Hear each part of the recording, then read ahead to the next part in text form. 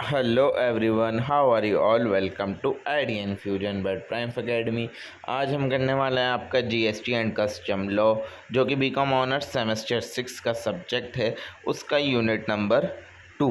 ठीक है, video start होने से पहले आज कुछ इंपॉर्टेंट अनाउंसमेंट है। सबसे पहले तो इस चैनल पर 1000 सब्सक्राइबर जीएसटी का एग्ज़ाम होने से अगर आप लोग पहले करवा देते तो मज़ा ही आ जाता। ठीक है ना। तो ये मैं आपको क्वालिटी कंटेंट प्रोवाइड कर रहा हूँ और उसके बदले में आप लोगों से एक चीज़ एक्सपेक्ट करता हूँ कि आप जीएसटी के एग्ज़ाम से पहले पहले मेरे चैनल पर 1000 सब्सक्राइबर कंप्लीट करवा दें। I will be thankful to you. And हाँ, जिसको इस चैप्टर की पीडीएफ चाहिए वो मेरे टेलीग्राम पर जाकर ख़रीद सकता है। ओनली फॉर द रुपीज़ 150 के अंदर सिर्फ एक यूनिट नहीं, आपके 5 यूनिट इंक्लूड होंगे। और जितने भी लोग कंफ्यूज होते हैं कि मतलब उन्हें ये ख़रीदनी कैसी है, तो मैं उन्हें बता दूं, आपको डिस्क्रिप्शन में टेलीग्राम का लिंक मिलेगा। आप टेलीग्राम का लिंक खोलोगे तो एक चैट खुलेगी। उस चैट के अंदर मेरा एक मैसेज है जिसके अंदर मैंने यूनिट वाइज प्राइस लिखे हुए हैं। वहाँ पर एक कमेंट का ऑप्शन आता है, आप कमेंट पर क्लिक करोगे तो हमारी आइडिया इन्फ्यूजन चैट खुल जाएगी। वहाँ पर आप जाकर टाइप करें कि मुझे नोट्स चाहिए, कुछ भी लिख सकते हैं आप। मैं समझ जाऊँगा कि आप लोगों को नोट्स चाहिए, आई नीड नोट्स, या फिर I want to purchase notes. आप कुछ भी लिख सकते हैं, फिर मैं आपको पर्सनली मैसेज कर नोट्स भेज दूँगा। ठीक है ना। तो ये होने वाला है हमारा प्रोसेस। तो आज की वीडियो को करते हैं स्टार्ट बिना किसी देरी के और समझते हैं सप्लाई का मतलब जीएसटी के अंदर। ठीक है ना। जीएसटी के अंदर टैक्स कब चार्ज होता है, यानी कि जीएसटी टैक्स तभी चार्ज होता है जब सप्लाई हुई होगी गुड्स की या फिर सर्विसेज की। जब गुड्स एंड सर्विसेज की सप्लाई हुई हो तभी जीएसटी चार्ज किया जाएगा। ठीक है। तो हमें ये चीज़ समझनी बहुत ज़्यादा ज़रूरी है कि किस चीज़ को हम सप्लाई मानेंगे इन द जीएसटी। सप्लाई का मतलब क्या होता है कि कुछ चीज़ देना किसी चीज़ के बदले में, यानी कि आप किसी भी चीज़ को कुछ प्रोवाइड कर रहे हैं और उसके बदले में या तो आप पैसे ले रहे हैं या फिर पैसे के बदले में कुछ और चीज़ ले रहे हैं उससे। ठीक है ना। और ये आप जो कर रहे हैं पूरा प्रोसेस बिजनेस या ट्रेड के पर्पज़ से के लिए कर रहे हैं, तो इस चीज़ को हम क्या बोलेंगे, जीएसटी के अंदर सप्लाई बोलेंगे। अगर लीगल मीनिंग देखें हम सप्लाई की, जो कि section 7 of the CGST act 2017 बताता है, वो क्या बोलता है, सप्लाई के अंदर हमारे क्या क्या चीज़ आएंगे, सारी चीज़ें। सेल करना, ट्रांसफ़र करना, एक्सचेंज ऑफ बार्टर यानी कि गुड्स के बदले गुड्स देना, किसी चीज़ को लीज़ पर देना या रेंट पर देना, या फिर लाइसेंस या परमिशन प्रोवाइड करवाना, और किसी चीज़ का डिस्पोजल कर देना यानी गिविंग अवे गुड्स। तो सप्लाई के अंदर ये सारी चीज़ें हमारी इंक्लूड की जाएंगी और इस सप्लाई के बदले में आपको कुछ ना कुछ कंसिड्रेशन मिली होनी चाहिए, या तो मनी की फॉर्म में या किसी और पेमेंट की फॉर्म में। ठीक है। तो ये चीज़ आपके जीएसटी के अंदर क्या हो जाएगी, टैक्सेबल चीज़ हो जाएगी। अगर आप सेल, ट्रांसफ़र या फिर एक्सचेंज कर रहे हो, या लीज़ पे दे रहे हो, रेंट पर दे रहे हो, या लाइसेंस प्रोवाइड कर रहे हो, या डिस्पोजल कर रहे हो और उसके बदले में आपको कुछ मनी या पेमेंट रिसीव हो रहा है, तो वो सप्लाई का पार्ट होगी। ठीक है। अगर इसको ब्रेक डाउन करें तो तो आप किसी इंसान को कुछ देते हो और उसके बदले में आपको पैसा मिलता है रिटर्न के अंदर, तो आप उसको क्या बोलोगे, सप्लाई। सेल क्या होगा, मान लीजिए आपने मोबाइल की दुकान, आपने मोबाइल बेचा कस्टमर को, वो क्या हो गई, सेल हो गई। ठीक है ना। और एक्सचेंज क्या हो गया, आप मतलब गए और अपना पुराना फ्रिज दिया और उसके बदले में विद डिस्काउंट नया फ्रिज ले आए, ये क्या हो गया, आपका एक्सचेंज हो गया। बार्टर क्या होगा, एक चीज़ के बदले में दूसरी चीज़, यानी आपने किसी को चीनी दे दी और उसके बदले उससे चावल ले लिए, ये चीज़ क्या हो गई, बार्टर। रेंट या लीज पर देना, आपकी दुकान थी आपने रेंट पर चढ़ा दी, आपकी खुद की कार थी आपने कार रेंट पर दे दी। ठीक है ना। ये बोलेंगे हम रेंटिंग या फिर लीज। लाइसेंस यानी आपने किसी को अपना ब्रांड नेम यूज़ करने का अधिकार दे दिया, यानी कि मेरे ब्रांड नेम है मान लीजिए आइडिया इन्फ्यूजन, तो मैंने इसको क्या कर दिया, किसी को राइट दे दिया कि आप मेरा ब्रांड नेम यूज़ कर लो और उसके बदले में मुझे क्या कर देना, मंथली पेमेंट करते रहना। तो ये क्या हो गया, लाइसेंस हो गया कि मैंने उसको अपना लाइसेंस दे दिया और उसके बदले में उससे पेमेंट ले रहा हूँ। और डिस्पोजल का मतलब कि हमने अपनी फैक्ट्री का कुछ भी पुराना सामान बेचा और उसके बदले में हमें कबाड़ के बदले में पैसा मिल गया, इसको क्या बोलते हैं हम, डिस्पोजल। ये सब के सब सप्लाई का पार्ट होंगे और क्योंकि ये बिज़नेस के पर्पज़ के लिए किए जा रहे हैं, इस वजह से जीएसटी के अंदर ये सब चीज़ें सप्लाई मानी जाएंगी। और कुछ कुछ चीज़ें ऐसी होती हैं जिसके बदले में हमें पैसा नहीं मिलता, बट सरकार की नज़र में वो स्टिल क्या होती हैं, टैक्सेबल होती हैं, उसके बदले में टैक्स देना सरकार को ज़रूरी होता है। ठीक है ना। वो कहाँ देकर गई हैं, हमारे शेड्यूल 1 में दी गई हैं जीएसटी एक्ट के। सबसे पहले क्या होता है, गिफ्टिंग बिजनेस एसेट। अगर आपने अपने किसी बिजनेस एसेट को गिफ्ट में दे दिया, यानी आपने किसी अपने कंपनी के ओल्ड कंप्यूटर को किसी इंसान को फ्री में दे दिया, तो वो चीज़ क्या हो गई, गिफ्टिंग बिजनेस एसेट होगा और ये क्या होगा, टैक्सेबल होगा जीएसटी की नज़र में। आपको उसके बदले में जीएसटी पे करना पड़ेगा। और अगर आपने किसी भी रिलेटेड पर्सन से बिजनेस की ट्रांजैक्शन करी, आपने उसको गुड्स भेजा अपने हेड ऑफिस से या फिर अपने ब्रांच ऑफिस दूसरी ब्रांच के अंदर, तो वो चीज़ भी टैक्सेबल मानी जाएगी। यानी आपने अपनी एक ब्रांच से दूसरी ब्रांच में कुछ चीज़ें भेजी तो वो सरकार की नज़र में क्या है, जीएसटी के लिए टैक्सेबल है। तो मैं आपको बताता चलूँ, मैं अब ये जो मेनली 5 यूनिट के अंदर कराने वाला हूँ वो सब थियोरेटिकल पार्ट कराने वाला हूँ। न्यूमेरिकल पोर्शन के अंदर हम करेंगे जब आपका ये पूरा सिलेबस कंप्लीट हो जाएगा, उसके बाद हम प्रीवियस ईयर क्वेश्चंस करना स्टार्ट करेंगे। तो वो न्यूमेरिकल पोर्शन होने वाला है। ये मोस्टली क्या रहेगा, आपका थियोरेटिकल पोर्शन ही रहेगा। बट जीएसटी के अंदर मोस्टली थियोरेटिकल ही पोर्शन है। एक या फिर 2 ही सवाल होंगे जो आपके न्यूमेरिकल पार्ट होंगे। आई थिंक न्यूमेरिकल पोर्शन मतलब ज़्यादा है नहीं इसके अंदर, मैं आपको बताता हुआ चलूँ तो थियोरेटिकल पहले पूरा कंप्लीट कर लेते हैं, उसके बाद हम न्यूमेरिकल की बात इसके बाद करेंगे। जो हमारी मेन इंपॉर्टेंट चीज़ है जो कि थ्योरी है, उस चीज़ को हम पहले पूरा करते हुए चलते हैं।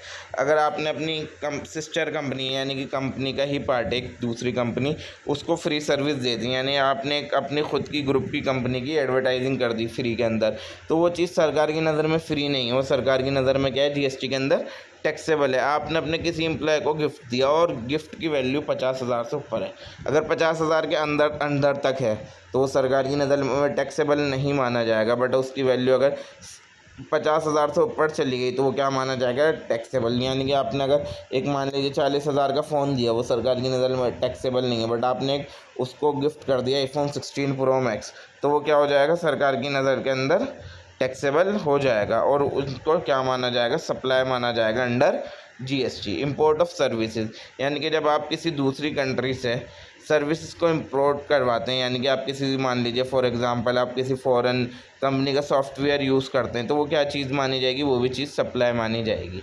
ठीक है, और ये सर्विसेज है क्योंकि बिज़नेस के लिए, तो इसके ऊपर जीएसटी अप्लाई होगा। अगर आप उसके बदले में पेमेंट दें या ना दें, और अगर अगर मान लीजिए वो आपके रिलेटेड पर्सन्स हैं, यानी आपकी एक फ़ॉरेन में कोई ब्रांच थी, उसने आपको इंडिया के अंदर एसेट्स बेच दिए कुछ, ठीक है ना, बेचे नहीं है, उसने भेजे हैं आपको गुड्स, तो वो सरकार की नज़र में क्या होगा, टैक्सेबल होगा। अब भले से आपने उसके बदले में उस दूसरी कंपनी को, अपनी हेड कंपनी को पैसा दिया हो या ना दिया हो, बट ये इंपोर्ट ऑफ सर्विस हो रहा है, बाहर से सर्विसेज प्रोवाइड की जा रही हैं इंडिया की कंपनी को, तो ये जीएसटी की नज़र में टैक्सेबल होगा। अब 2 टाइप की सप्लाई आती हैं इसके अंदर, कंपोजिट सप्लाई और मिक्स सप्लाई। कंपोजिट सप्लाई वो होती है जब 2 या फिर 2 से ज़्यादा चीज़ें एक साथ आपको मिलें और उसके अंदर एक जो हो वो मेन आइटम हो और उसके साथ दूसरी ऐसी चीज़ हो जो उसके साथ फ्री, मतलब जो उसके साथ कंपलसरी है रहना। फ्री तो मैं बोलूँगा नहीं, तो उस चीज़ को बोलेंगे कंपोजिट सप्लाई। फॉर एग्जांपल आप एक फ़्लाइट में जाते हो, तो फ्लाइट के अंदर ऐसा नहीं है कि आपको फ़्लाइट मील अलग ख़रीदना पड़ेगा, वो उसके अंदर इंक्लूडेड ही होगा। बट मेन आइटम क्या थी इसके अंदर, फ़्लाइट टिकट थी, साथ साथ आपको क्या मिल गया, फ़्लाइट मील भी मिल गया। तो इस टाइप की सप्लाई कहलाई जाएगी कंपोजिट सप्लाई।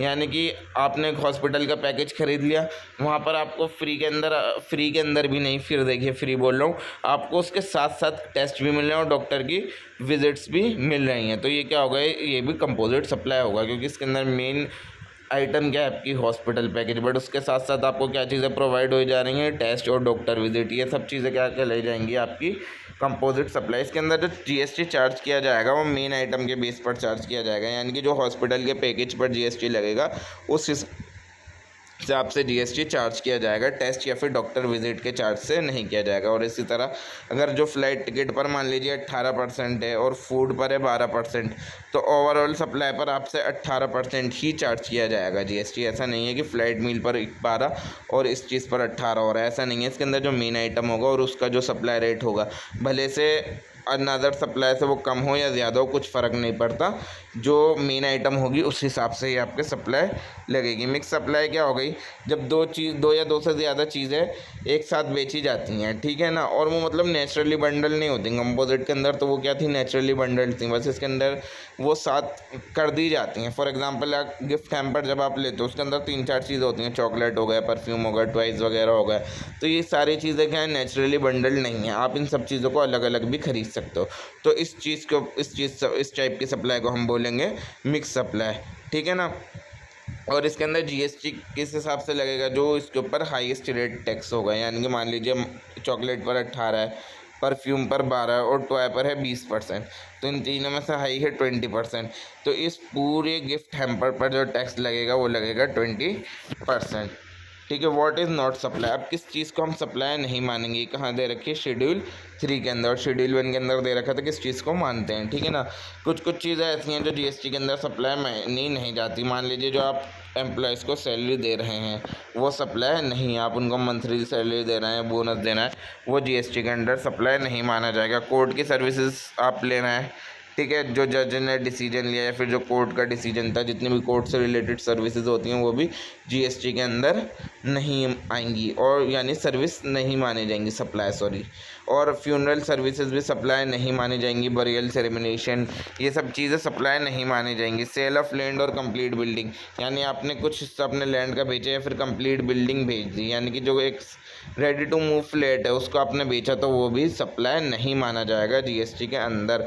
और लॉटरी और बैटिंग की चीज़ें जो होती हैं, जो रेगुलेटेड हैं उनको तो हम सप्लाई मानेंगे, बट जो ऐसी अनरेगुलेटेड है उसको हम सप्लाई के अंदर इंक्लूड नहीं करेंगे।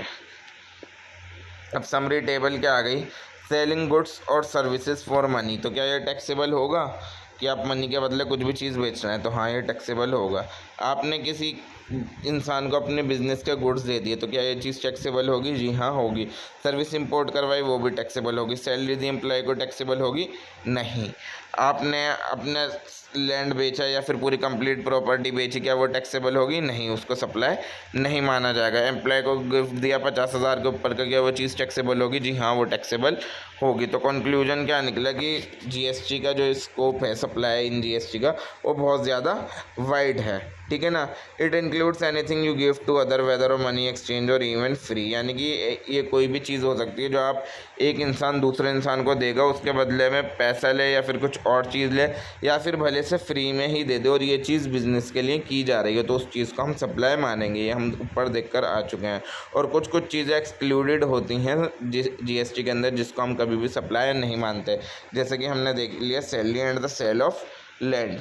अब नेचर ऑफ सप्लाई क्या है जीएसटी के अंदर, ठीक है। अब एक बार गुड्स या फिर सर्विसेज हमारी सप्लाई हो गई, तो हमें ये जानने की बहुत ज़्यादा ज़रूरत होती है कि ये किस टाइप की सप्लाई है, what is the nature of the supply. ठीक है, सीजीएसटी है, एसजीएसटी लगेगा, आईजीएसटी लगेगा, कौन सा जीएसटी हमें लगाना है, और इस पर जो टैक्स देंगे वो हम किसको देंगे, सेंट्रल गवर्नमेंट को देंगे या फिर स्टेट गवर्नमेंट को देंगे। तो नेचर ऑफ सप्लाई भी बहुत ज़्यादा ज़रूरी है। नेचर ऑफ सप्लाई हमें क्या बताता है कि ये जो हमारी सप्लाई है या तो वो इंट्रा स्टेट होगी या इंटर स्टेट होगी। इंट्रा स्टेट क्या होती है, इंट्रा स्टेट वो होती है जब गुड्स या फिर सर्विसेज सप्लाई किए जाएँ या तो सेम स्टेट के अंदर या सेम यूनियन टेरिटरी के अंदर ही अंदर, उस चीज़ को हम क्या बोलेंगे, इंट्रा स्टेट सप्लाई की। मतलब इसके यहाँ पर सप्लायर और प्लेस ऑफ सप्लाई दोनों क्या है, सेम स्टेट हैं या फिर सेम यूनियन टेरिटरी, यानी जहाँ पर सामान बेचा जा रहा है और जहाँ खरीदा जा रहा है दोनों एक ही स्टेट या फिर एक ही यूनियन टेरिटरी के अंदर हो रहा है। तो इसके अंदर जो चार्ज होता है वो होगा सीजीएसटी और साथ में एसजीएसटी, और अगर यूनियन टेरिटरी है वो जगह तो सीजीएसटी एंड यूटीजीएसटी चार्ज किया जाएगा। मान लीजिए एक शॉप है दिल्ली के अंदर, वो लैपटॉप बेच रही है दिल्ली के ही कस्टमर को, तो ये इंटर स्टेट का पार्ट होगी। और एक होटल है मुंबई के अंदर, वो मुंबई के गेस्ट को ही सर्विसेज प्रोवाइड कर रहा है मुंबई में ही, तो ये चीज़ भी इंटर स्टेट सप्लाई कहलाई जाएगी। और यहाँ जो सेंट्रल जीएसटी है वो किसको जाता है, जो हम पे करते हैं सेंट्रल गवर्नमेंट को, और जो स्टेट जीएसटी है वो किसको जाता है, स्टेट गवर्नमेंट को। इंटर स्टेट सप्लाई वो होती है जब एक स्टेट या फिर एक यूनियन टेरिटरी से दूसरे स्टेट या दूसरी यूनियन टेरिटरी के अंदर सप्लाई की जाती है। इसके अंदर सप्लायर और प्लेस ऑफ सप्लाई दोनों अलग अलग या तो स्टेट होंगे या दोनों अलग अलग यूनियन टेरिटरी होंगे। और इसके अंदर जो जीएसटी चार्ज किया जाता है वो होता है आईजीएसटी, यानी इंटीग्रेटेड जीएसटी। इसका एग्जांपल, एक गुजरात के अंदर एक आदमी ने, सेलर ने गुड्स बेचे महाराष्ट्र के अंदर, तो ये क्या हो गई, इंटर स्टेट सप्लाई। एक सर्विस प्रोवाइडर ने तमिलनाडु के अंदर कर्नाटका के क्लाइंट को सर्विस प्रोवाइड करी, तो ये क्या हो गई, इंटर स्टेट सप्लाई। और इसके अंदर जो टैक्स सप्लाई होगा वो होगा सिर्फ आईजीएसटी, ठीक है ना। और आईजीएसटी कौन कलेक्ट करेगा, सेंट्रल गवर्नमेंट। और बात के अंदर ये जो इनकी डेस्टिनेशन स्टेट थी, मतलब जहाँ सप्लाई किया गया है, जैसे कि यहाँ महाराष्ट्र है और यहाँ कर्नाटक है, तो जो डेस्टिनेशन स्टेट होगी तो पार्ट ऑफ द जीएसटी कुछ उन लोगों को भी दे देंगे, जो सेंट्रल गवर्नमेंट जो है स्टेट गवर्नमेंट को, जो कि डेस्टिनेशन स्टेट है, बाद में वो आईजीएसटी उनको ट्रांसफ़र कर दिया जाएगा। ठीक है, अब इम्पोर्ट एंड एक्सपोर्ट आता है। इम्पोर्ट ऑफ गुड्स यानी कि treated as inter state supply. ठीक है, जब हम इम्पोर्ट करते हैं तो उसको हम क्या मानते हैं, इंटर स्टेट सप्लाई मानते हैं। इसके अंदर IGST चार्ज किया जाता है और कस्टम ड्यूटी चार्ज की जाती है। और जब इंपोर्ट करवाते हैं सब सर्विसेज को तो भी उसको भी इंटर स्टेट सप्लाई माना जाता है। इसके अंदर IGST चार्ज करा जाता है रिवर्स चार्ज मैकेनिज़्म के अंदर। रिवर्स चार्ज मैकेनिज़्म हम आगे समझने वाले हैं। और जब भी गुड्स या सर्विसेज एक्सपोर्ट की जाती हैं तो उसको हम ज़ीरो रेटेड सप्लाई मानेंगे। इसके ऊपर कोई GST हमें नहीं देना पड़ता, बट हम इसके ऊपर ITC क्लेम कर सकते हैं। ठीक है, सप्लायर और to by special economic zone, अगर हमने स्पेशल इकोनॉमिक जोन के अंदर सप्लाई करा तो उसको मानेंगे हम इंटर स्टेट सप्लाई। और ये कैसी होगी, ज़ीरो रेटेड। यहाँ GST देना है बट कितने परसेंट से, 0% से। और अगर सेज से यानी कि इसके अंदर तो हम सेज में सप्लाई कर रहे हैं, बट अगर कोई चीज़ सेज से यानी कि स्पेशल इकोनॉमिक जोन से किसी नॉर्मल यूनिट के अंदर आ रही है तो उसको भी हम इंटर स्टेट सप्लाई मानेंगे और उसके ऊपर क्या लगेगा, IGST लगेगा। यानी कि अगर आप स्पेशल इकोनॉमिक जोन के अंदर बेच रहे हो तो उसके अंदर तो 0% रेट है, बट अगर वहाँ से आ रहा है तो उसके ऊपर GST चार्ज किया जाएगा। तब हम कैसे पता लगाएं कि किसकी ये जो हमारी सप्लाई है इंटर स्टेट है, ये इंटर स्टेट है। तो सबसे पहले तो हमें दो चीज़ें देखनी होती हैं इसके अंदर। एक तो होगा लोकेशन ऑफ द सप्लाई, की सप्लाई कहाँ से हो रही है, और प्लेस ऑफ सप्लाई यानी कि ये सप्लाई पहुँच कहाँ पर रही है। ठीक है ना, तो मान लीजिए दिल्ली की सप्लायर है और प्लेस ऑफ सप्लाई भी दिल्ली है, तो ये हो गई इंट्रा स्टेट। इसके अंदर क्या चार्ज होगा, CGST प्लस SGST। दिल्ली से हरियाणा में बेचा जा रहा है तो इंटर स्टेट, और क्या चार्ज होगा, IGST। Nature of supply with in state, between state, GST type. यानी कि इंट्रा स्टेट हम किसे बोलेंगे, जो विद इन स्टेट हो रही है, बिटवीन स्टेट नहीं हो रही है। और इसके अंदर क्या चार्ज होगा, CGST और SGST। और इंटर स्टेट जो है वो विद इन स्टेट नहीं हो रही, बिटवीन स्टेट्स हो रही है, और इसके अंदर क्या चार्ज होगा, IGST। और इंपोर्ट जो है उसको हम विद इन स्टेट नहीं मानेंगे, उसको बिटवीन स्टेट्स मानेंगे, और इसके साथ क्या क्या चार्ज होगा, IGST प्लस कस्टम ड्यूटी। और एक्सपोर्ट ना ही विद इन स्टेट माना जाता, ना ही बिटवीन स्टेट माना जाता, और इसके ऊपर GST कितना लगता है, 0% या फिर लगता ही नहीं। और स्पेशल इकोनॉमिक जोन को ना ही विद इन स्टेट तो नहीं माना जाएगा, बट बिटवीन स्टेट माना जाएगा, और इसके ऊपर कितने परसेंट से GST लगेगा, 0% से GST लगेगा, 0% से GST लगेगा। तो नेचर ऑफ सप्लाई हमें क्या बताता है कि किस GST को हमें अप्लाई करना है, CGST, SGST, IGST। ठीक है ना, और ये किस किस चीज़ पर डिपेंड है, लोकेशन ऑफ द सप्लायर और place of supply of goods and services. ठीक है ना, जहाँ पर गुड्स एंड सर्विसेज सप्लाई होंगे। और correct tax payment and filing के लिए inter state and inter state समझना बहुत ज़्यादा ज़रूरी था। कंपोजिट एंड मिक्स सप्लाई हम ऊपर भी समझ के आ चुके हैं, दोबारा आ गया। जब एक सेलर एक से ज़्यादा प्रोडक्ट बेचता है या फिर एक से ज़्यादा सर्विसेज प्रोवाइड करता है, ठीक है ना, तो ये दो टाइप की सप्लाई हमारी इंक्लूड हो सकती है। एक हो गई हमारी कंपोजिट सप्लाई, दूसरी हो गई हमारी मिक्स सप्लाई। दोनों अलग अलग हैं और दोनों के ऊपर GST चार्ज जो लगेगा वो अलग अलग लगेगा।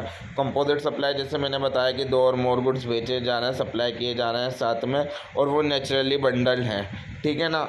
और उसके अंदर एक मेन आइटम है जिसको हम बोलेंगे प्रिंसिपल सप्लाई, और उसके साथ एक सेकेंडरी या फिर उसकी सपोर्टिंग सप्लाई है, ठीक है ना। और GST इसके अंदर किससे चार्ज किया जाता है, जो मेन आइटम है, ठीक है ना, जो प्रिंसिपल सप्लाई है उसके ऊपर चार्ज किया जाता है। जैसे कि मैं ऊपर बताकर आ चुका हूँ एयरप्लेन, ठीक है ना, फिर वही एग्जाम्पल आ गया।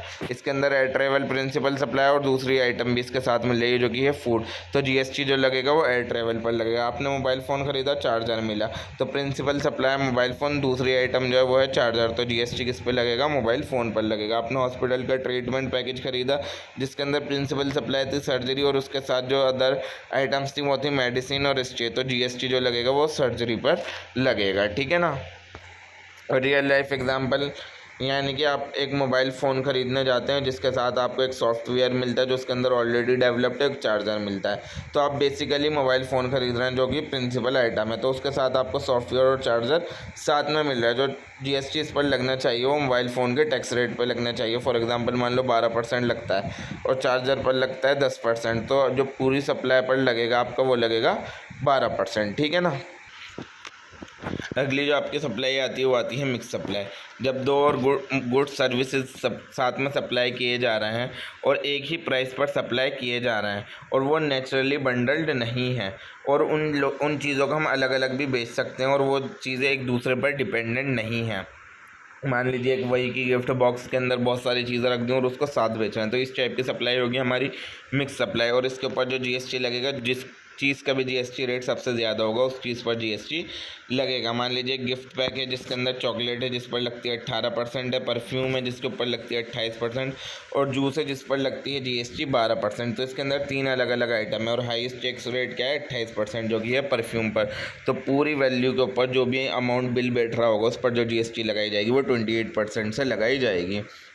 एक कॉम्बिनेशन मिला है टूथपेस्ट, सोप एंड कैंडल का, जिसके अंदर 18%, 12% एंड 5% है। तो 3 अलग अलग आइटम है और सबसे ज़्यादा जीएसटी किस पे लग रही है, टूथपेस्ट पर 18%। तो ओवरऑल पर कॉम्बो के प्राइस पर जीएसटी जो लगाएगी वो 18% लगाई जाएगी। इसका एग्जांपल दे रखा है कि एक सुपरमार्केट के अंदर चिप्स मिल रहे हैं, कोल्ड ड्रिंक मिल रही है, परफ्यूम मिल रहा है, तो इतना इतना रेट है। 28% सबसे ज़्यादा है तो 28% फुल प्राइस पर जीएसटी लगाई जाएगी। कंपोजिट सप्लाई और मिक्स सप्लाई के अंदर क्या फ़र्क होता है, ये नेचुरली बंडल्ड होती हैं, नेचुरली बंडल नहीं होती। इसके अंदर एक मेन आइटम होती है, इसके अंदर कोई मेन आइटम नहीं होती। इसके ऊपर टैक्स जो लगता है वो मेन आइटम पर लगता है और इसके ऊपर हाईएस्ट टैक्स लगता है जो भी आइटम के अंदर सबसे ज़्यादा हो। इसका एग्जांपल है टिकट प्लस फूड। इसका आ गया गिफ्ट बॉक्स है जिसके अंदर परफ्यूम है, चॉकलेट है और टॉयज़ वगैरह है, ठीक है ना। तो क्या इसके अंदर जो है किस तरीके से हम आइडेंटिफाई करें कि कौन सी सप्लाई मिक्स्ड है, कौन सी कंपोजिट है। क्या are the item normally sold together, क्या हम उस चीज़ को सिंगल चीज़ बेच सकते हैं, अगर बेच सकते हैं तो कंपोजिट सप्लाई है और अगर नहीं तो मिक्स सप्लाई, ठीक है ना। ये तो बहुत इजी पॉइंट है, आई थिंक आपको समझाने की ज़रूरत नहीं है, आप इसको रीड कर सकते हैं। मिक्स एंड कंपोजिट सप्लाई आपको अच्छे से समझ में आ गई। कंपोजिट सप्लाई वो होती है वन मेन आइटम होती है, साथ में सपोर्टिंग आइटम होती है और जीएसटी लगता है मेन आइटम पर। मिक्स सप्लाई वो होती है जब अनरिलेटेड आइटम साथ में बेची जाती हैं और जीएसटी लगता है हाईएस्ट रेट पर, ठीक है। Classifying supplies correctly help in charging correct GST. अगर हमें सप्लाई पता होगा कि कौन सी सप्लाई है, ये मिक्स या कंपोजिट है, तो हम उसके ऊपर ठीक तरीके से जीएसटी लगा सकते हैं और मिस्टेक्स को अवॉइड कर सकते हैं। अब एक आती है composition Levi scheme. Composition Levi scheme क्या होती है, ये सिंपल और इजी टैक्स सिस्टम है जीएसटी के अंदर जो कि स्मॉल टैक्स पेयर हैं उनके लिए। ये उनको क्या क्या चीज़ें अलाउ करता है कंपोजिशन लिवाई स्कीम, कि ये जीएसटी पे करें लो फिक्स रेट पर, ठीक है ना, फिक्स लोअर रेट पर जीएसटी पे कर सकते हैं और इसके अंदर पेपर वर्क भी ज़्यादा नहीं होता और रिटर्न फाइल भी करना भी ईजी होता है। और इसके अंदर क्या कर सकते हैं, जो स्मॉल टैक्स पेयर हैं वो ज़्यादा अपने बिजनेस पर फोकस कर सकते हैं और कम टैक्स पर कम कंप्लायंस कर सकते हैं, मतलब इसके ऊपर ज़्यादा फोकस ना करके और अपने बिजनेस पर ज़्यादा फोकस कर सकते हैं। अब ये कंपोजिशन स्कीम जो है, ये लिवाई कंपोजिशन स्कीम, वो कौन कौन ऑप्ट कर सकता है, इसके लिए एलिजिबिलिटी क्या है। अगर एक टैक्स पेयर इस स्कीम को ऑप्ट कर सकता है कब, जब उसका एनुअल टर्नओवर जो है वो 1 करोड़ 1.5 करोड़ तक का ही हो, ठीक है ना। तो क्या कर सकता है वो, इस स्कीम को अप्लाई कर सकता है और 75 लाख है ये किसी स्पेशल कैटेगरी स्टेट्स के अंदर, ठीक है ना। और वो जो बंदा है वो किसी भी टाइप की इंटर स्टेट सप्लाई के अंदर इंक्लूड ना हो, अगर वो इंटर स्टेट के अंदर इंक्लूड है तो वो इस चीज़ को ऑप्ट नहीं कर सकता। और ना ही वो ई कॉमर्स प्लेटफॉर्म पर चीज़ें बेच रहा हो, यानी कि अमेज़ॉन, फ्लिपकार्ट वगैरह यहाँ पर कोई चीज़ ना बेच रहा हो। और वो जो नोटिफाइड गुड हैं जैसे आइसक्रीम, पान मसाला, इन सब चीज़ों के अंदर भी डील ना करता हो, इन सब चीज़ों का मैन्युफैक्चरर भी ना हो, जैसे टोबैको, आइसक्रीम, पान मसाला। अब कौन कौन इसको ऑप्ट नहीं कर सकते हैं, जो अपनी वही चीज़ है जो इस ऑप्ट कर सकते हैं उनका अपोजिट, जो इंटर स्टेट कर रहे हैं वो तो कर सकते हैं और जो आउटसाइड स्टेट करना है यानी कि जो इंटर स्टेट कर रहे हैं वो नहीं कर सकते। और सर्विस प्रोवाइडर भी नहीं कर सकते, सिर्फ रेस्टोरेंट सर्विसेज के अलावा, ठीक है ना। और कुछ कुछ एलिजिबल सर्विस प्रोवाइडर हैं जो ये ऑप्ट कर सकते हैं, बट मोस्टली सर्विस प्रोवाइडर इस चीज़ को ऑप्ट नहीं कर सकते, इस स्कीम को ऑप्ट नहीं कर सकते। और जो इंसान इंपोर्ट कर रहा है गुड्स या सर्विसेज को, वो भी ये स्कीम ऑप्ट नहीं कर सकता। और जो बिजनेस हैं जो नॉन टैक्सेबल गुड्स के अंदर डील करते हैं जैसे कि अल्कोहल, वो भी इस स्कीम को ऑप्ट नहीं कर सकते। जीएसटी रेट क्या क्या लगते हैं इस कंपोजिशन स्कीम के अंदर, जो मैन्युफैक्चरर हैं, जो नोटिफाइड गुड है, उसके ऊपर जीएसटी जो लगेगा वो सिर्फ लगेगा 1% से, ठीक है ना। और किस पर टैक्स पे किया जाएगा? पूरे टर्नओवर पर। और जो ट्रेडर हैं वो 1%, वो भी 1% देंगे, 0.5% CGST, 0.5% SGST। और ये भी टैक्स किस पे लगेगा? 1% टर्नओवर पर। और रेस्टोरेंट भी हैं जो अल्कोहल सर्व नहीं करते, याद रखें, इसके अंदर वो रेस्टोरेंट आएंगे जो अल्कोहल सर्व नहीं करते, उस पर लगेगा 5%। और किस चीज़ पर लगेगा? टर्नओवर पर लगेगा। और सर्विस प्रोवाइडर जो हैं, जो स्पेशल स्कीम के अंदर इंक्लूड होते हैं, उसके अंदर लगेगा 6%, जिसके अंदर 3% CGST होगा, 3% SGST होगा। और टर्नओवर पर ही लगेगा, जिसकी लिमिट है हमारी 50 लाख तक की। फीचर्स क्या क्या हैं कंपोजिशन स्कीम? इसके अंदर जो टैक्स पेयर है उसको टैक्स रेट बहुत लोअर किए जाते हैं, एक बहुत फिक्स परसेंटेज होती है जो हमने ऊपर देख रखी है, 1% से लेकर 6% तक के बीच में, जिसके ऊपर ये चार्ज किए जाते हैं। और इसके ऊपर कोई ITC नहीं होता, बिजनेस जो है इस चीज़ के ऊपर ITC क्लेम नहीं कर सकते। Bill of supply, business issue a bill of supply not a tax of invoice. इसके अंदर बिजनेस जो इशू करते हैं वो बिल ऑफ सप्लाई इशू करते हैं, इसके अंदर टैक्स इनवाइस इशू नहीं करते। टैक्स इनवाइस आगे आपका एक चैप्टर आने वाला है, आई थिंक यूनिट नंबर 3 ही है, जिसके अंदर हम पढ़ेंगे, ठीक है। Not allowed to collect GST, इसके अंदर can not charge GST from customer. जब हम GST इतने कम रेट पर दे रहे हैं तो हम अपने कस्टमर से भी चार्ज नहीं करेंगे GST, ठीक है। Quarterly return, less frequently filing every 3 month, इसके अंदर हमें हर 3 महीने के अंदर अपनी फाइलिंग करनी पड़ती है GST की, ठीक है। और इसका कंप्लायंस भी बहुत ज़्यादा सिंपल है, पेपर वर्क भी बहुत आसान होता है और रिकॉर्ड कीपिंग भी बहुत कम होती है। एडवांटेजेस क्या हैं इसके? कि कंप्लायंस को सिंपल एंड हैसल फ्री बना दिया, टैक्स बर्डन को लोअर कर दिया, और पेपर वर्क और रिटर्न्स को भी कम कर दिया इस चीज़ ने, ठीक है ना। और किन किन लोगों के लिए ये सूटेबल है? जो स्मॉल बिजनेस हैं या फिर रिटेलर हैं या फिर रेस्टोरेंट्स हैं, उन लोगों के लिए कंपोजिशन स्कीम बहुत ज़्यादा फ़ायदेमंद है। और डिसएडवांटेज क्या है? वो ITC क्लेम नहीं कर सकते, अपनी स्टेट से बाहर नहीं बेच सकते, ई-कॉमर्स प्लेटफॉर्म यानी अमेज़ॉन, फ्लिपकार्ट पर भी नहीं बेच सकते, और must pay tax even on exempted good. और जो एग्जेम्प्टेड गुड्स हैं उन पर भी इनको टैक्स पे करना पड़ेगा, भले से कम रेट पर करना पड़े बट स्टिल करना पड़ेगा, ठीक है। एग्जाम्पल क्या है? कि मिस्टर ए हैं जो कि एक ट्रेडर हैं राजस्थान के अंदर, जिनका एनुअल टर्नओवर है 60 लाख रुपए का, और वो अपनी स्टेट के अंदर ही सामान अपना बेचते हैं, जो भी वो चीज़ बेच रहा है। ना ही वो फ्लिपकार्ट यूज़ करते हैं, ना ही वो अमेज़ॉन यूज़ करते हैं, ना ही कोई ई-कॉमर्स प्लेटफॉर्म वो यूज़ करते। तो वो अपने इस चीज़ के लिए कंपोजिशन स्कीम क्या कर सकते हैं? ऑप्ट कर सकते हैं।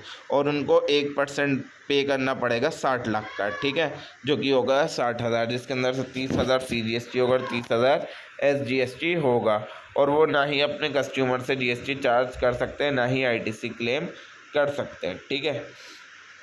तो कंक्लूजन क्या निकलता है? कि कंपोजिशन लिवाई स्कीम क्या है? जो स्मॉल बिजनेसेस हैं उनके लिए ग्रेट रिलीफ है। क्यों? क्योंकि उनको टैक्स रेट बहुत लो पे करना पड़ता है, उनका रिटर्न बहुत सिंप्लीफाई होगा और इसके कंप्लायंस बहुत ज़्यादा ईजी है। बट इसके अंदर कुछ रिस्ट्रिक्शन भी है जो बिजनेसेस को ख़ास तौर पर ध्यान रखनी चाहिए इस स्कीम को ऑप्ट करने से पहले, कि आप क्या क्या चीज़ें नहीं कर सकते। आप इंटरस्टेट सप्लाई नहीं कर सकते हैं, और आप ई-कॉमर्स प्लेटफॉर्म पर अपना सामान, अपना प्रोडक्ट नहीं बेच सकते। अब प्लेस ऑफ सप्लाई किसको माना जाता है GST के अंदर? प्लेस ऑफ सप्लाई वो जगह होती है जहाँ पर गुड्स या सर्विसेज डिलीवर किए जाते हैं, या फिर जहाँ पर वो जो गुड्स एंड सर्विसेज हैं यूज़ किए जा रहे हैं, उस जगह को हम बोलेंगे प्लेस ऑफ सप्लाई। तो ये डिसाइड करना बहुत ज़्यादा ज़रूरी है कि हमारी प्लेस ऑफ सप्लाई क्या है। तो प्लेस ऑफ सप्लाई ही हमें बताएगी कि हमारी जो सप्लाई है वो इंट्रा स्टेट है या इंटर स्टेट है, यानी कि हमें CGST प्लस SGST चार्ज करना चाहिए या फिर IGST चार्ज करना चाहिए, और किस गवर्नमेंट को हमें टैक्स देना है। हमें CGST प्लस SGST देना है, यानी सेंट्रल प्लस स्टेट दोनों को देना है, या फिर IGST देना है सिर्फ सेंट्रल को, ठीक है ना। तो ये चीज़ डिसाइड करने के लिए हमें प्लेस ऑफ सप्लाई पता होना बहुत ज़्यादा ज़रूरी है। इसके अंदर की टर्म्स क्या क्या आती हैं? एक थी supplier location, where is the seller based, यानी कि सेलर कहाँ से। इसके अंदर हमें ये चीज़ जानना सबसे ज़्यादा ज़रूरी है कि जो बेचे जा रहा है वो कहाँ से बेचे जा रहा है। और दूसरा होगा रिसिपिएंट लोकेशन, जो ख़रीदने वाला है वो कहाँ का है, ठीक है ना। और प्लेस ऑफ सप्लाई, कि जो गुड्स या फिर सर्विसेज हैं वो कहाँ पहुँचाई जा रही हैं या फिर कहाँ पर यूज़ की जा रही हैं, ठीक है ना। तो place of supply for goods, जब when goods are move from one place to another, जब गुड्स एक जगह से दूसरी जगह जाते हैं, बड़े ट्रक जा रहे हो, बाय कोरियर जा रहे हो, ठीक है ना, तो उस चीज़ के अंदर प्लेस ऑफ सप्लाई किसके माना जाएगा, जहाँ पर गुड्स डिलीवर किए गए हैं उस जगह को माना जाएगा प्लेस ऑफ सप्लाई। ठीक है, मान लीजिए एक एग्जांपल, एक दिल्ली के अंदर सेलर है, वो गुड्स बेच देता है अपने मुंबई के अंदर, तो प्लेस ऑफ सप्लाई मुंबई हो गई, और इसके अंदर सप्लाई बिटवीन स्टेट हुआ है तो IGST चार्ज किया जाएगा।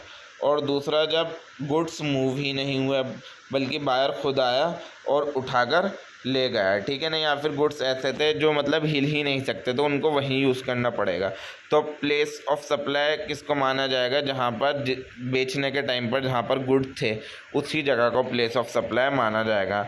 मान लीजिए आप एक बहुत बड़ी मशीन थी जो आप अपने साथ लेकर नहीं जा सकते, ठीक है ना, तो आपको वो वहीं रखनी थी उसी जगह पर जहाँ मशीन रखी हुई है, वहीं पर आपको वो यूज़ करनी है, ठीक है, तो आप वहीं जाएंगे और उसी ही जगह पर वो मशीन ख़रीद लेंगे। तो इस टाइप की चीज़ को हम मानेंगे क्या, प्लेस ऑफ सप्लाई इसके अंदर उसी जगह को मानेंगे जहां वो अवेलेबल थी। मान लीजिए कोलकाता के अंदर है वो जगह, तो कोलकाता ही होगी, और इसके अंदर जो चार्ज होगा CGST प्लस SGST चार्ज किया जाएगा।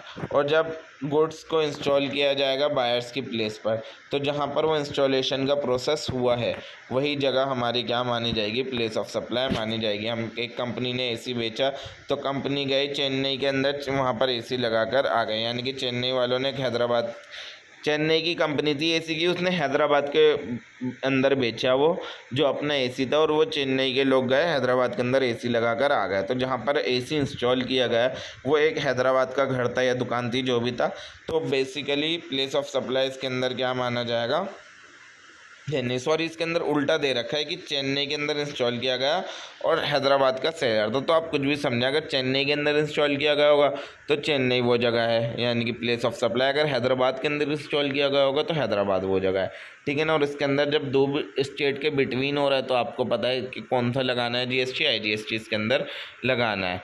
जब गुड्स डिलीवर किए गए, ठीक है ना, और बायर की रिक्वेस्ट पर किसी और को, ठीक है, तो जहाँ पर वो चीज़ बिल हुई या फिर जहाँ पर वो चीज़ शिप हुई उसी जगह को हम प्लेस ऑफ सप्लाई मानेंगे, जहाँ पर फाइनल गुड्स हमारे पहुँचे, जहाँ पर लास्ट के अंदर हमारे गुड्स पहुँचे उस जगह को हम क्या मानेंगे, प्लेस ऑफ सप्लाई। मान लीजिए कि हमने फर्नीचर ऑर्डर करा दिल्ली से, ठीक है ना, और बोला कि हमारा ऑफिस है जयपुर के अंदर, वहाँ पहुँचा दो। अब मैं मुंबई में बैठा हुआ हूँ, मैंने दिल्ली के अंदर फ़ोन करा, मैंने बोला यार मेरा ऑफिस है जयपुर के अंदर, वहाँ मुझे फ़र्नीचर की ज़रूरत है, वहाँ फर्नीचर पहुँचा दो यार। तो अब उन्होंने क्या करा, दिल्ली से जयपुर पर पहुँचा दिया। बेसिकली गया कहाँ, लास्ट के अंदर वो कहाँ पहुँचा, जयपुर पर ना। तो हमें कहीं पर भी ना दिल्ली पर फोकस करना ना मुंबई पर फोकस करना, प्लेस ऑफ सप्लाई क्या हो जाएगी, जयपुर हो जाएगी, ठीक है ना। अब सर्विस स्केलिंग क्या है, जब बायर और सेलर दोनों ही इंडिया के हों तब क्या होगी, place of supply for services. जब बिजनेस टू बिजनेस ट्रांजैक्शन हो रही है तो जो लोकेशन ऑफ द रिसिपिएंट है यानी कि जो बायर है उसकी जो जगह है वो चीज़ होगी हमारी प्लेस ऑफ सप्लाई। और जब इंडिविजुअल हो रहा है यानी कि B2C हो रहा है तो इसके अंदर भी लोकेशन ऑफ सप्लाई, जब तक कि कोई स्पेशल केस ना हो इसके अंदर भी लोकेशन ऑफ सप्लायर माना जाता है। स्पेशल रूल क्या है, कुछ कुछ सर्विसेज के लिए, ठीक है, जो होटल रेस्टोरेंट स्पा है, तो जहाँ पर ये सर्विसेज दी जा रही हैं, मान ली जो भी होटल की लोकेशन है वही होगी हमारी प्लेस ऑफ सप्लाई। दिल्ली का होटल है तो दिल्ली ही प्लेस ऑफ सप्लाई होगी। अगर ट्रेनिंग दी जा रही है, और ट्रेनिंग के अंदर क्या होगा, अगर टाइप्स ऑफ सर्विस, अगर आपकी ट्रेनिंग है तो रिसिपिएंट अगर रजिस्टर्ड है तो रिसिपिएंट की लोकेशन पर, और अगर रजिस्टर्ड नहीं है रिसिपिएंट तो जहाँ पर वो ट्रेनिंग दी जा रही है उस जगह को हम क्या मानेंगे, प्लेस ऑफ सप्लाई मानेंगे। और गुड ट्रांसपोर्ट, जहाँ पर भी हमारे लास्ट के अंदर ट्रांसपोर्ट होकर गुड पहुँचे, जहाँ पर भी हमने गुड्स को हैंड ओवर करा लास्ट के अंदर, उस जगह को मानेंगे प्लेस ऑफ सप्लाई। इवेंट क्या होगा, यानी कि इवेंट एक टाइप की सर्विसेज है, यानी कॉन्सर्ट हो रहा है, सेमिनार हो रहा है, तो जिस जगह पे वो कॉन्सर्ट या सेमिनार हो रहा है उस जगह को माना जाएगा place of supply. Real estate की सर्विसेज है तो जो लोकेशन है प्रॉपर्टी की या फिर बिल्डिंग की या ज़मीन की जो भी लोकेशन है उस जगह को ही प्लेस ऑफ सप्लाई माना जाएगा। टाइप्स ऑफ सप्लाई, अब अलग अलग टाइप्स की सप्लाई होती हैं हमारी। मान लीजिए हमने गुड्स इंपोर्ट करवाए तो जो इंडिया के अंदर इंपोर्टर की लोकेशन है उसके ऊपर IGST चार्ज किया जाएगा। और अगर हमने गुड्स एक्सपोर्ट करे तो जो बायर की लोकेशन है इंडिया के बाहर वहाँ पर जीएसटी चार्ज किया जाएगा, बट किस रेट से? 0 रेट से। एक्सपोर्ट पे कितनी जीएसटी होती है? 0 जीएसटी। अगर सर्विस इंपोर्ट करवाई तो जो लोकेशन ऑफ द रिसिपिएंट है इंडिया के अंदर, मुंबई के अंदर अगर वो सर्विसेज इंपोर्ट करवाते हैं तो आईजीएसटी लगाया जाएगा और प्लेस ऑफ सप्लाई माना जाएगा मुंबई को, ठीक है ना। और एक्सपोर्ट करवाना है अगर सर्विसेज के और इंडिया के बाहर भेजना है तो क्या लगेगा? 0 रेटेड, 0%, ठीक है ना। तो इसकी तो लोकेशन भी आउटसाइड मानी जाएगी प्लेस ऑफ सप्लाई की, और ये फॉरेन करेंसी के अंदर ही पेड किया जाएगा। समरी टेबल आ गया, अगर गुड्स सोल्ड करे सेम स्टेट के अंदर, ठीक है ना, तो प्लेस ऑफ सप्लाई वही माना जाएगा जो सप्लायर की जगह है। इसके अंदर क्या चार्ज किया जाएगा? CGST प्लस SGST, यानी कि दिल्ली में बेच दिया तो दिल्ली ही हमारी प्लेस ऑफ सप्लाई है, इसके अंदर CGST प्लस SGST चार्ज किया जाएगा। अगर गुड्स बेचे एक स्टेट से दूसरे स्टेट के अंदर, ठीक है ना, तो यहाँ पर IGST चार्ज किया जाएगा।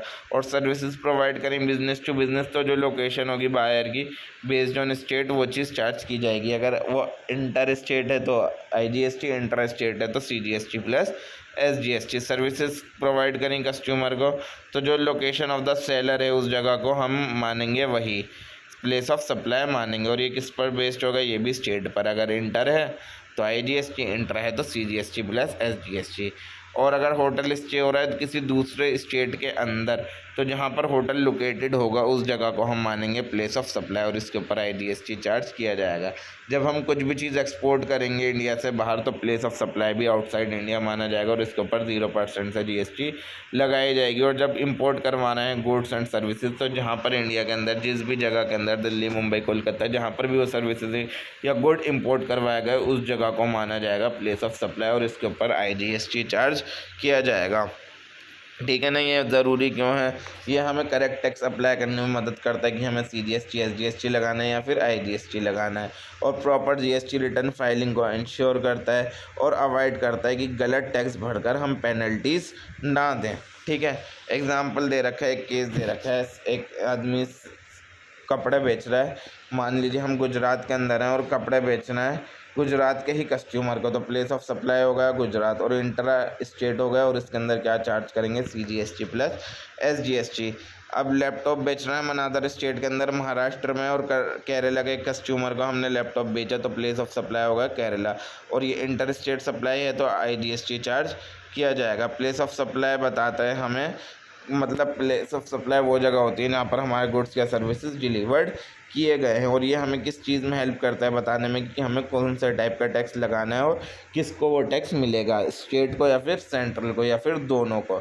और ये किस किस चीज़ पर बेस्ड करता है? Types of goods, services and international supply पर ये चीज़ बेस्ड की जाती है। अब टाइम ऑफ सप्लाई किसको मानेंगे? GST के अंदर, ठीक है ना। टाइम ऑफ सप्लाई होगा एग्जैक्ट पॉइंट जहाँ पर हमारा GST पेबल हो जाता है गवर्नमेंट को, उस टाइम को हम मानेंगे time of supply. When to GST charge, की GST चार्ज कब होगा, उसको जब चार्ज होगा तो उसको पे करना है, और किस रेट से GST चार्ज होगा और किस रेट से हमें पे करना है, ठीक है ना। ये क्यों ज़रूरी है समझना, ताकि हमें ड्यू डेट पता लग जाए हम अपनी GST पेमेंट की, और फाइलिंग रिटर्न फाइल जो है वो हम ड्यू डेट पर कर दें। और एप्लीकेबल GST रेट्स को समझने के लिए ये बहुत ज़्यादा ज़रूरी है, ठीक है। टाइम ऑफ सप्लाई क्या होगा गुड्स के लिए? इसके अंदर जो अर्लीस्ट है, ठीक है ना, इन तीनों के अंदर से जो चीज़ सबसे पहले हुई है उस चीज़ को हम क्या मानेंगे? Time of supply. अगर आपका इनवॉइस पहले इशू होगा तो आपकी क्या होगी time of supply? Date of issuing invoice, last day on which invoice should have been issued, यानी अगर जो लास्ट डेट है वो इनवॉइस इशू होने की वो अगर पहले है तो उस चीज़ को हम टाइम ऑफ सप्लाई मानेंगे। या फिर रिसीव पेमेंट, यानी जिस दिन पेमेंट रिसीव हुई वो चीज़ अगर सबसे पहले, इन तीनों चीज़ों के अंदर जो भी चीज़ सबसे पहले हुई, ठीक है ना, उस चीज़ को हम मानेंगे प्लेस ऑफ सप्लाई। मान लीजिए 3 तारीख का हुआ या 5 तारीख का हुआ और पेमेंट जो थी वो आपको 2 तारीख को ही मिल गई थी, 2 तारीख अर्लीस्ट है तो 2 को ही टाइम ऑफ सप्लाई माना जाएगा, ठीक है ना। ये वो देख रखे हैं, इनवॉइस डेट दे रखा है हमारा 5 जून, गुड डिलीवर हुआ 7 जून को और पेमेंट रिसीव हुई 10 जून को, तो टाइम ऑफ सप्लाई इसके अंदर माना जाएगा 5 जून, अर्लीस्ट ऑफ द 3, क्योंकि इनवॉइस डेट था सबसे पहले तो किस दिन इनवॉइस इशू हुआ, और दूसरा क्या था? Last date on which invoice should have been issued, और तीसरा था डेट ऑफ रिसीविंग पेमेंट्स, ठीक है ना। अब टाइम ऑफ सप्लाई क्या होगा सर्विसेज के लिए, इसके अंदर भी earliest of the following, date of issuing invoice, date of service completion, यानी कि जिस दिन हमारे ये सर्विस कंप्लीट हो गई या फिर जिस दिन पेमेंट रिसीव हुई। इसका एग्जांपल क्या दे रखा है, सर्विस दे दी हमने 2 तारीख को, मान लीजिए हमें किसी की एसी क्लीन करना था, फॉर एग्जांपल एसी क्लीन की सर्विस थी, वो हमने 2 तारीख को कर दी, उसका इनवॉइस जो इशू हुआ वो 10 तारीख को हुआ और उसकी पेमेंट उस इंसान ने 15 तारीख को कर दी। तो इसके अंदर से सबसे पहले क्या है, टाइम ऑफ सप्लाई 10 जुलाई माना जाएगा, ठीक है। Invoice issued with in 30 day, ठीक है। इसके अंदर क्या माना जाएगा, अर्लीस्ट ऑफ द फॉलोइंग, क्योंकि यहाँ पर क्या हुआ है, टाइम ऑफ सप्लाई 10 जुलाई। यहाँ पर आप बहुत सारे लोग कंफ्यूज होंगे कि 2 जुलाई को क्यों नहीं माना हमने। तो देखिए 2 जुलाई तक इनवॉइस इशू नहीं हुआ था, अगर सर्विस कंप्लीट हो गई और इनवॉइस इशू हुआ है तभी हम 2 जुलाई को मानते, बट यहाँ इस केस के अंदर ऐसा नहीं था। तो इसके अंदर इशू मतलब जो टाइम ऑफ सप्लाई माना गया वो 10 जुलाई को माना गया। What if payment receive in advance, अगर किसी चीज़ की जो पेमेंट है वो हमें एडवांस के अंदर मिल जाए, इशू हमने इनवॉइस इशू करा नहीं, उससे पहले ही हमें पेमेंट मिल गई, तो टाइम ऑफ सप्लाई क्या होगा, जिस दिन हमें एडवांस मिला है उस चीज़ को हम क्या मानेंगे, टाइम ऑफ सप्लाई मानेंगे।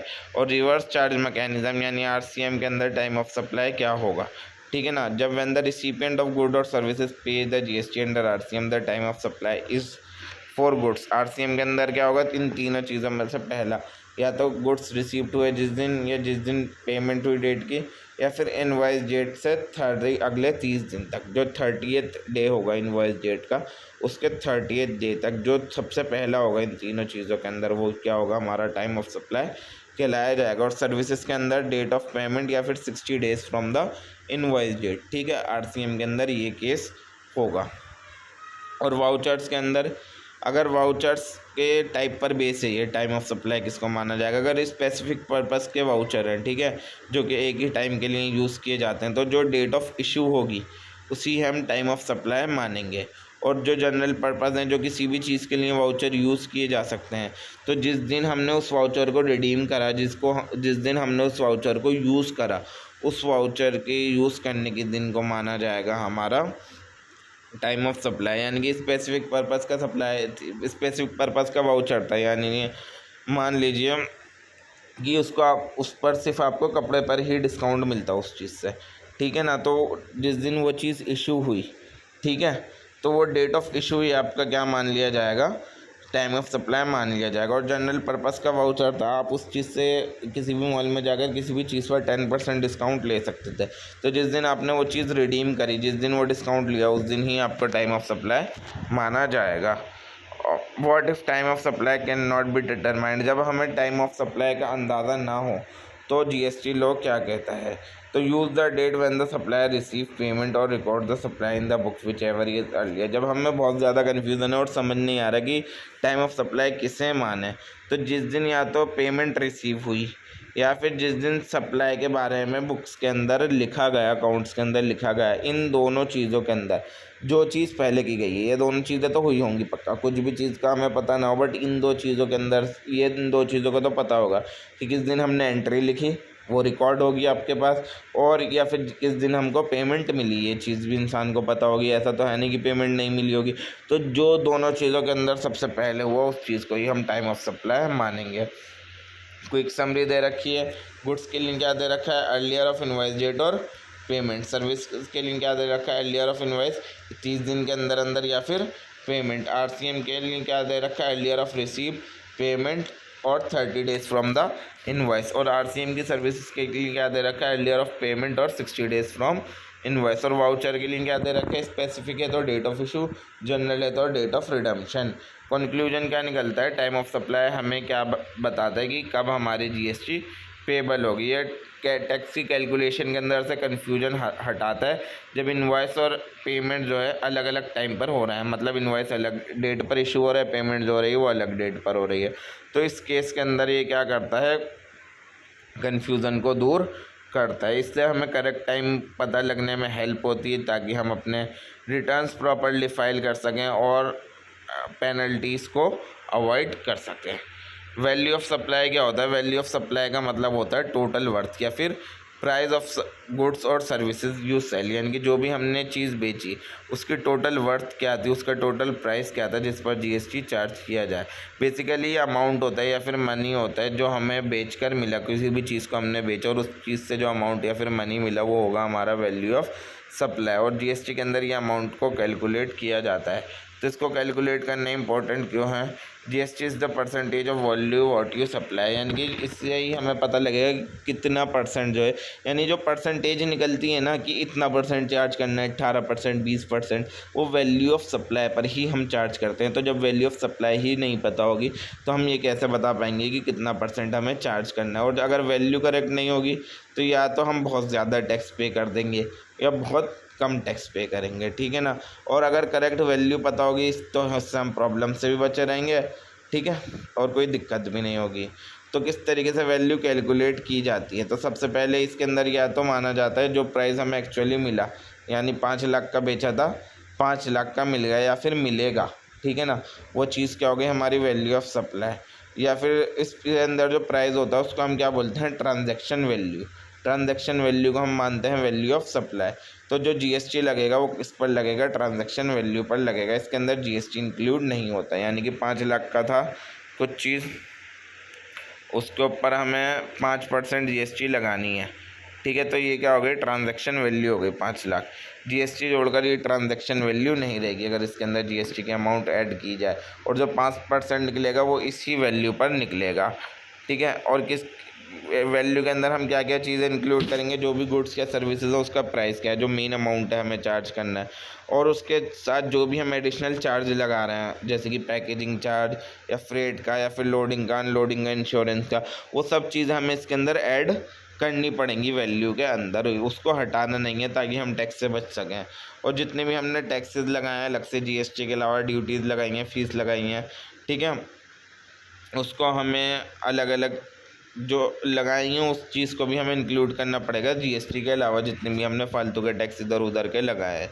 और अगर डिस्काउंट दिया है, ठीक है, तो डिस्काउंट वो माइनस करना पड़ेगा। 5 लाख की चीज़ थी उसके ऊपर 10% डिस्काउंट दिया तो वो जो 50,000 रुपये वो हमें माइनस करने पड़ेंगे, 4.5 लाख पर निकलेगा। और अगर हमने उसके अंदर पैकेजिंग चार्ज लगाया 10,000 रुपये तो 4,60,000 पे लगेगा, ठीक है ना। तो इस तरीके से, और जो हमें अमाउंट लास्ट के अंदर मिलती है, ठीक है ना, उस चीज़ को ही हम क्या मानेंगे? सप्लाई मानेंगे, और वो वैल्यू मानेंगे। और वैल्यू के अंदर क्या चीज़ इंक्लूड नहीं होगी? जो जीएसटी की एक्चुअल अमाउंट है वो इंक्लूड नहीं होगी। और अगर डिस्काउंट दिया है तो उसको पहले हम माइनस कर देंगे, कैशबैक वगैरह या फिर कुछ भी ऐसी चीज़ दी हो उस चीज़ को हम क्या कर देंगे? माइनस कर देंगे। और जो अमाउंट कलेक्ट की है हमने किसी दूसरे के बिहाफ पर, ठीक है, यानी कि टोल चार्ज लिए हैं या फिर सर्विस चार्ज लिए हैं जो हमने गवर्नमेंट या फिर किसी दूसरी बॉडीज से कलेक्ट करें हैं, वो चीज़ भी नहीं इंक्लूड होगी इसके अंदर।